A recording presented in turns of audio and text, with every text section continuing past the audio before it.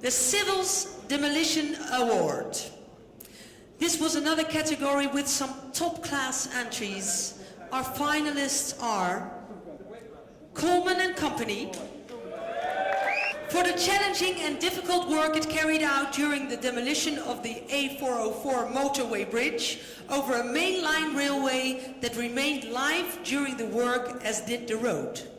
Next, our first ever finalist from India, we have MS Methi and Associates for the challenging demolition of the Laubang Bridge, a 370 meter long and 12 meter wide flyover in south central Mumbai.